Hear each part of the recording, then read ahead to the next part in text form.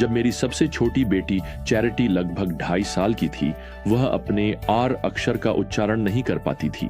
एक शाम वह मेरे पास कुछ किताबें लेकर आई ताकि मैं उसे पढ़कर सुनाऊं, और वह मेरे बगल में एक तकिए पर बैठ गई, सुनने के लिए तैयार। लेकिन पढ़ना शुरू करने से पहले उसने मेरी ओर देखा, मुस्कुराई और बोली, आप मेरे सबसे अच्छे फ्रेंड हैं। क्या यह शानदार नहीं है? आप मेरे सबसे अच्छे फ्रेंड हैं।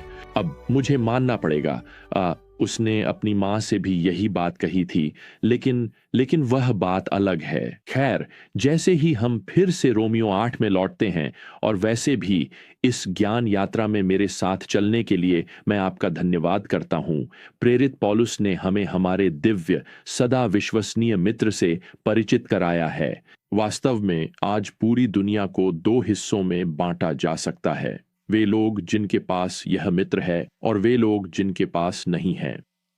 खैर, पौलुस द्वारा यहाँ जिस मित्र का वर्णन किया गया है वह पवित्र आत्मा है। जब आप मसीह के क्रूस पर आपके लिए किए गए प्रायश्चित कार्य में विश्वास रखते हैं, तो आप पवित्र आत्मा का निवास स्थान, उसका मंदिर बन जाते हैं। 1 कुरिन्थियों 6:19। अब पौलुस एक श्रृंखला की तुलना शुरू करने जा रहे हैं जो विश्वासियों जिनमें आत्मा वास करता है और अविश्वासियों जिनमें आत्मा नहीं है के बीच के अंतर को उजागर करती है।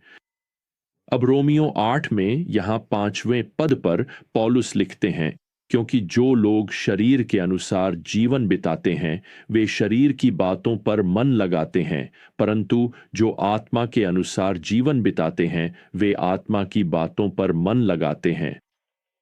तो यहां पौलुस वास्तव में 2 प्रवृत्तियों का विरोधाभास करते हुए वर्णन कर रहे हैं। यूनानी शब्द ब्रानेओ, जिसका अनुवाद मन लगाना किया गया है, वह किसी के हृदय की इच्छाओं के अधिवास को दर्शाता है, जिसे हम उनकी जुनून कह सकते हैं। आप किस चीज के प्रति समर्पित हैं? असल में आप जिस चीज के प्रति समर्पित हैं, जिसे आप प्रेम करते हैं, वही आपकी सोच में रहता है, उसी का आप पीछा करते हैं, और सच कहें तो आप वही बन जाते हैं। नीति वचन 33:7 का एक अनुवाद इसे इस तरह प्रस्तुत करता है, जैसा मनुष्य अपने हृदय में सोचता है वैसा ही वह होता है। जो आपके मन को आकर्षित करता है वही आपके जीवन को नियंत्रित करता है। अब पौलुस एक कदम और आगे बढ़ते हैं और 2 मंजिलों के बीच एक विरोधाभास प्रस्तुत करते हैं। वह यहां 6ठी आयत में लिखते हैं, शरीर पर मन लगाना मृत्यु है, पर आत्मा पर मन लगाना जीवन और शांति है। दूसरे शब्दों में, अपने शरीर के लिए जीना, अपने पैसे के लिए, अपनी सुविधा के लिए, पृथ्वी की चीजों के लिए जीना, यह सब मृत्यु के समान जीवन उत्पन्न करता है, यहां तक कि मरने से पहले ही। लेकिन आत्मा का अनुसरण करना आपके जीवन को उद्देश्य देता है और आपके हृदय को शांति देता है, वह भी आज ही। आप जानते हैं, सबसे अधिक दुखी लोग जिन्हें आप जानते होंगे वे लोग होंगे जिनके पास खर्च करने के लिए बहुत पैसा है, लेकिन उनके जीवन में कोई उद्देश्य नहीं है, अपने छोटे से पते और अपनी छोटी सी जिंदगी से आगे कुछ नहीं। सबसे अधिक दुखी और असंतुष्ट लोग जिन्हें आप कभी मिलेंगे वे सुंदर घरों में रहते हैं, लेकिन उनके दिल और जीवन खाली हैं। केवल परमेश्वर की आत्मा ही जीवन और शांति दे सकती है। अब यहां पद 7 से 11 में पॉल इन दोनों प्रवृत्तियों और दोनों मंजिलों के परिणामों का सारांश प्रस्तुत करने जा रहे हैं। वह यह लिखते हैं, क्योंकि जो मन शरीर पर लगा है वह परमेश्वर का विरोधी है। यह रोमियो का 1, क्योंकि वह परमेश्वर की व्यवस्था के अधीन नहीं होता, वास्तव में वह हो भी नहीं सकता। यह रोमियो का 2, जो लोग शरीर में हैं वे परमेश्वर को प्रसन्न नहीं कर सकते। यह रोमियो 3 और 4 है, लेकिन आप शरीर में नहीं बल्कि आत्मा में हैं। यदि वास्तव में परमेश्वर का आत्मा आप में वास करता है, यदि किसी के पास मसीह का आत्मा नहीं है तो वह उसका नहीं है, परंतु यदि मसीह आप में है तो शरीर पाप के कारण मरा हुआ है, परंतु आत्मा धार्मिकता के कारण जीवन है। ये रोमियो 6 है और 7। यदि उसी का आत्मा जिसने यीशु को मरे हुओं में से जिलाया आप में वास करता है, तो जिसने मसीह यीशु को मरे हुओं में से जिलाया वह आपके नश्वर शरीरों को भी अपने आत्मा के द्वारा जो आप में वास करता है जीवन देगा। यह रोमियो की शुरुआत है। 8।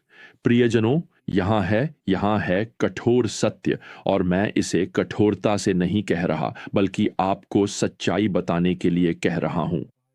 जो लोग अपने शरीर द्वारा शासित होते हैं और शरीर की बातों से प्रेम करते हैं वे जीवित मृतक हैं।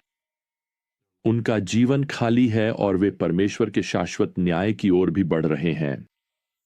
लेकिन जो लोग आत्मा द्वारा शासित होते हैं, जो परमेश्वर के आत्मा की बातों से प्रेम करते हैं, वे जीवित मुक्त किए गए हैं और वे मसीह के साथ अनंत जीवन की ओर बढ़ रहे हैं। अविश्वासी, जैसा कि पौलुस यहां लिखते हैं, वे परमेश्वर के प्रति शत्रुतापूर्ण हैं। सच्चाई यह है कि वे वास्तव में परमेश्वर को नहीं चाहते। दुर्भाग्य से एक दिन परमेश्वर उनकी यही इच्छा पूरी कर देंगे, लेकिन इस बीच वे अपने जीवन से जान लेंगे कि जिन बातों पर वे विश्वास करते थे, जिन्होंने उन्हें परमेश्वर से दूर किया, वे वास्तव में धोखा थीं। वह एक खोखला वादा था जो उन्हें कभी संतुष्ट नहीं कर सकता था, जो उन्हें कभी जीवन और शांति नहीं दे सकता था। पौलुस कहते हैं, जीवन और शांति पवित्र आत्मा के द्वारा मिलती है। मैंने सर आर्थर कीट की एक काफी दुखद कहानी पढ़ी है। वे 20वीं सदी के महान शरीर रचनाविदों में से एक थे। युवावस्था में वे एडिनबर्ग में प्रचार सभाओं में भाग लेते थे और उस समय कई छात्र यीशु मसीह को अपना जीवन समर्पित कर रहे थे। उन्होंने स्वयं भी अक्सर महसूस किया, जैसा कि वे एक बार लिखेंगे, कि वे परिवर्तन के कगार पर हैं। फिर भी उन्होंने सुसमाचार का विरोध किया। उन्होंने सुसमाचार को अस्वीकार कर दिया क्योंकि उनका मानना था कि सृष्टि के बारे में बाइबल का वर्णन केवल एक मिथक है और बाइबल मनुष्यों द्वारा बनाई गई है। खैर, उनके करियर के शुरुआती वर्षों में 1908 में कुछ हड्डियां, जिनमें एक जबड़े की हड्डी और कुछ दांत शामिल थे, लंदन के डाउनटाउन से सिर्फ 40 मील दूर एक बजरी की खदान में दफन पाई गईं। कीट उस खोज से बहुत आकर्षित हो गए जिसकी घोषणा लंदन की भूवैज्ञानिक सोसाइटी में की गई थी। इसे वानर और मानव के बीच विकासवादी कड़ी के रूप में घोषित किया गया था। दरअसल उन्होंने इस कथित कड़ी को पिल्टडाउन मैन का उपनाम दिया। दुनिया भर के अधिकांश पुरा प्राणी विज्ञानी इस महान खोज का, हमारे मानव पूर्वज की खोज का स्वागत कर रहे थे। पिल्टडाउन मैन सर आर्थर कीथ का जुनून बन गया। उनके लिए वे हड्डियां विकासवाद को प्रमाणित करती थीं। उनका मानना था कि यही वह गुमशुदा कड़ी है। कीथ ने पिल्टडाउन मैन पर सबसे अधिक लेखन किया। उनकी सबसे अधिक बिकने वाली और सबसे प्रसिद्ध पुस्तक, जिसका नाम द एंटीक्विटी ऑफ मैन था, पिल्टडाउन जीवाश्मों पर केंद्रित थी। करीब 40 साल बाद 1953 में विज्ञान वास्तव में अटकलों के बराबर आ गया और ब्रिटिश म्यूजियम ने घोषणा की कि पिल्टडाउन मैन एक धोखा था।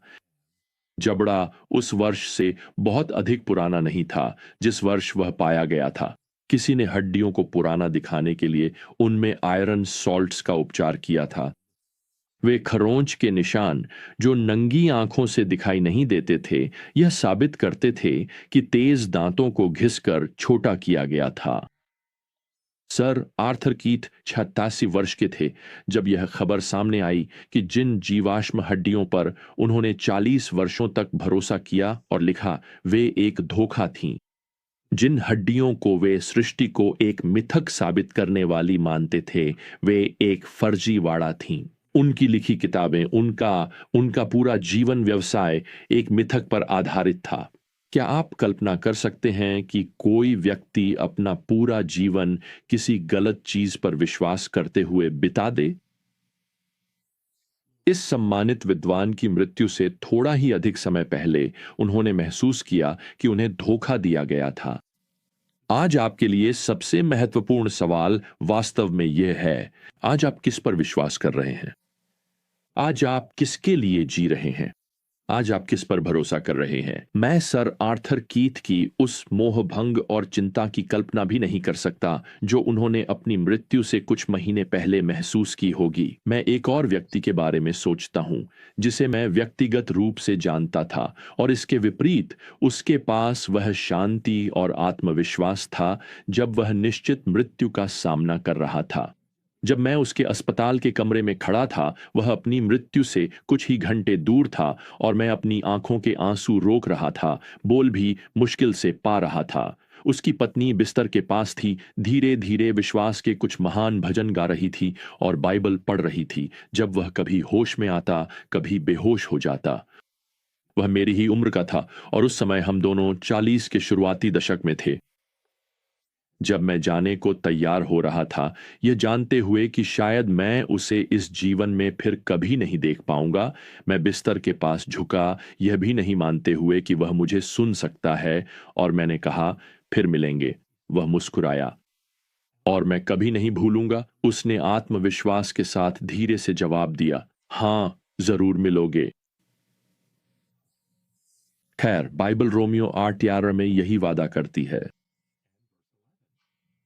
इसे मैं फिर से पढ़ता हूं। जिसने मसीह यीशु को मरे हुओं में से जिलाया, वही तुम्हारे नश्वर शरीरों को भी अपने आत्मा के द्वारा जो तुम में वास करता है जीवन देगा।